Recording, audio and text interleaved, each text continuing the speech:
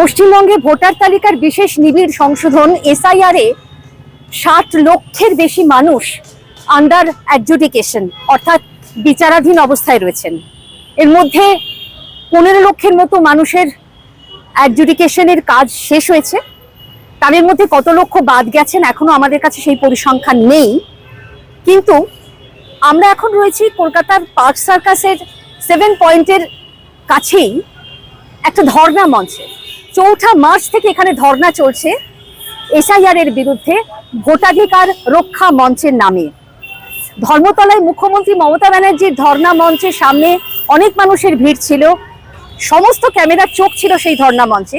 কিন্তু পার্ক সার্কাসের এই ধর্ণা মঞ্চের সামনে আমরা মিডিয়ার কোনো ভিড় দেখছি না, সাংবাদিকদেরও ভিড় দেখছি না। কিন্তু বেশ কিছু মানুষ ভোটাধিকার রক্ষার দাবিতে এখানে ধর্নায় আছেন।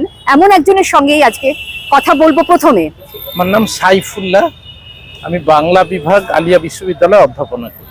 একটু বলবেন যে কেন আপনার নামটা আন্ডার অ্যাডজুডিকেশন এলো? যেটা আমার অফিসিয়াল ডকুমেন্টের নাম সেটা হচ্ছে সাইফুল্লাহ, SAIFULLA। আমার ভোটার কার্ড 2002 এ নাম ছিল শামফুল্লাহ মন্ডল, SAMFULLA প্রথম কথা, শামফুল্লাহ নাম আমার কোনোদিনই ছিল না, এটা ওরা ভুল করেছিলেন। আর মন্ডল আমাদের একটা পারিবারিক পদবি, কিন্তু আমার ঠাকুরদার সময় এটা ব্যবহার হতো, বাবাও ব্যবহার করেনি, আমিও করতাম না। আমার কোনো ডকুমেন্টের ভিত্তিতে নয়, ওরা ওদের মনোমতো করে আমার নাম সাইফুল্লাহ মন্ডল লিখতে গিয়ে ভুল করে শামফুল্লাহ মন্ডল করেছিলেন। কিন্তু আজকে সেই ভুলের জন্য আমাকে খেসারত দিতে হবে। আপনি একা না, আপনার পরিবারে? আমার পরিবারে আমার মা, আমার ভাই, আমাদের তিনজনেরই এই অবস্থা হচ্ছে। এবার মুশকিল হচ্ছে যে যখন বিভিন্ন সময় সংশোধনের নির্দেশিকা জারি হয়েছিল, কমিশন নির্দেশিত নির্দেশিকা মেনেই সংশোধন হয়েছিল এবং ভোটার লিস্ট 2025 বা 24-এ আমার নাম কিন্তু নির্ভুল ঠিকঠাক আছে। সেই নির্ভুল নাম দিয়ে যখন আমরা ফর্ম ফিল আপ করলাম, তখন বলা হচ্ছে 2025-এ আপনার নাম ছিল এই, কাজেই মিল হচ্ছে না, কাজেই আপনি লজিক্যাল ডিসক্রিপেন্সি। আমি জানি না পৃথিবীর ইতিহাসে এইরকম অদ্ভুত ঘটনা কতবার ঘটেছে।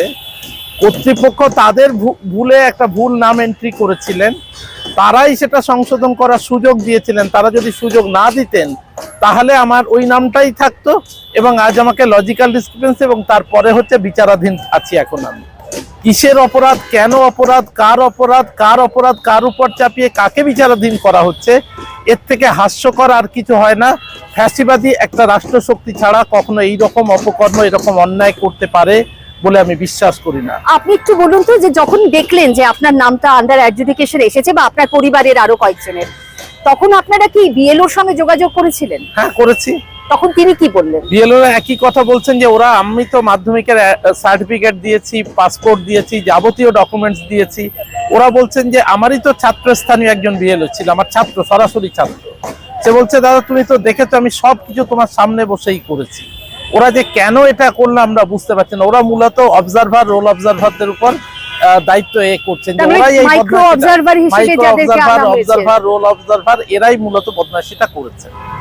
এবং তারা কেউ এদেশের মানুষ নন, অধিকাংশ ক্ষেত্রে মানে এই রাজ্যের মানুষ নন, বাঙালি নন।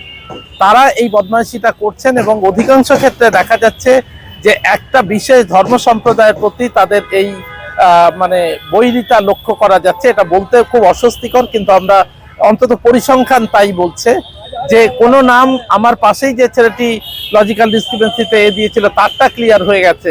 তার, সে সাধারণ, নিতান্ত সাধারণ, হয়তো তার কাছে পাসপোর্ট নেই বা ওই ধরনের সার্টিফিকেট নেই, কিন্তু তারটা ক্লিয়ার হয়ে গেছে। আর আমি সমস্ত কিছু দেওয়ার পরে আমার কোনো ভুল ছিল না, তবু ভেবেছিলাম রাষ্ট্রের সঙ্গে, নির্বাচন ব্যবস্থার সঙ্গে সহযোগিতা করা উচিত। কাজে আমি আমার সমস্ত ডকুমেন্টস নিয়ে হাজির হওয়ার পরেও দেখা গেল যে আজও আমাকে বিচারাধীন।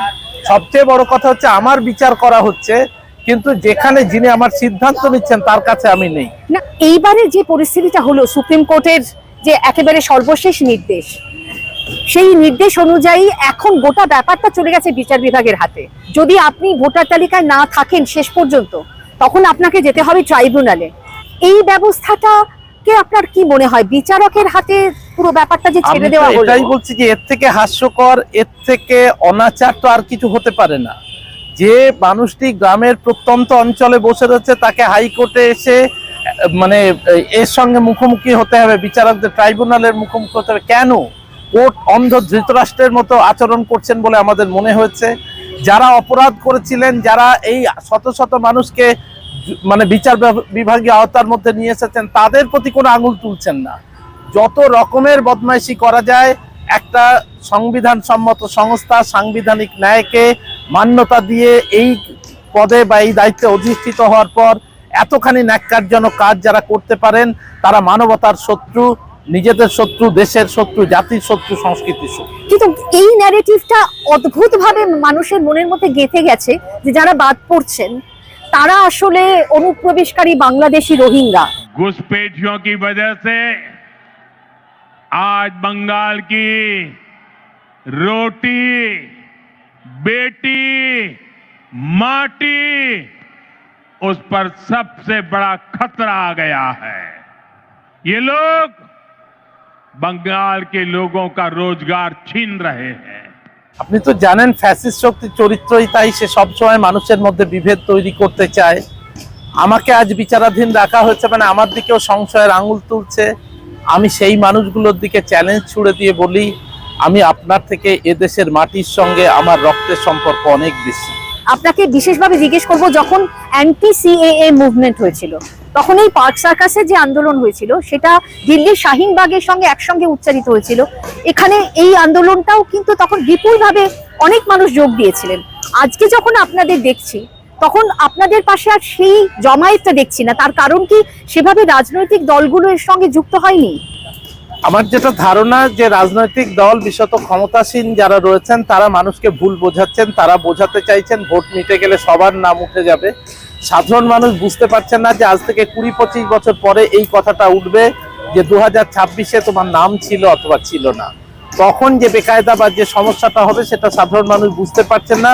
এবং রাজনৈতিক দলগুলো তারা মানুষকে ভুল বোঝাচ্ছেন, যা হচ্ছে হচ্ছে, ভোটের পরে সব নাম তুলে দেবো। কিন্তু তারা তো আবার বলছেন যে সবার নাম না ওঠা পর্যন্ত আমরা ভোট করতে দেব না। না। এগুলো কি CPM শুধু বলছেন, সেগুলো মুখে বলছেন। তা যদি হতো তাহলে তারা নমিনেশন ফাইল না করে দেখাক, ভোট বয়কট করে দেখাক। আমি জানি সেটা তারা করবেন না।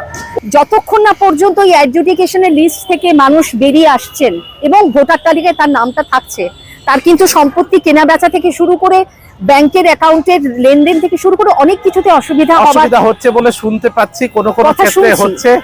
এবং সেটা বললাম, যার কোনো অপরাধ নেই তাকেই সবচাইতে অপরাধী করা। যে রাষ্ট্র ব্যবস্থা এই সিস্টেমকে বলবৎ করেছে, কার্যকর করেছে, আমি একজন নাগরিক হিসাবে তারকে ধিক্কার জানাই এবং আবার সর্বোচ্চ প্রতিবাদী অবস্থান আমি নিতে চাই। তারপরে সাফল্য ব্যর্থতা সে তো জনগণ। বিচারক যারা আছেন এখন, যারা অ্যাডজুডিকেট করছেন, তাদের মধ্যে আবার ওড়িশা, ঝাড়খণ্ড অনেক জায়গা থেকে আছেন এবং তারা এখানকার কালচার বোঝেন না, এখানকার সংস্কৃতি বোঝেন না। সবচেয়ে বড় হচ্ছে যে কাগজগুলো আমরা দিয়েছিলাম সেই কাগজগুলো যে তাদের হাত পর্যন্ত যাবে তার কোনো নিশ্চয়তা নেই। আমার বিচার হচ্ছে আমার সেখানে কোনো প্রতিনিধিত্ব নেই। এই ব্যবস্থা যারা কার্যকর করেন, বলবৎ করেন, তাদেরকে ধিক্কার জানানো ছাড়া আর কি বলা যেতে পারে।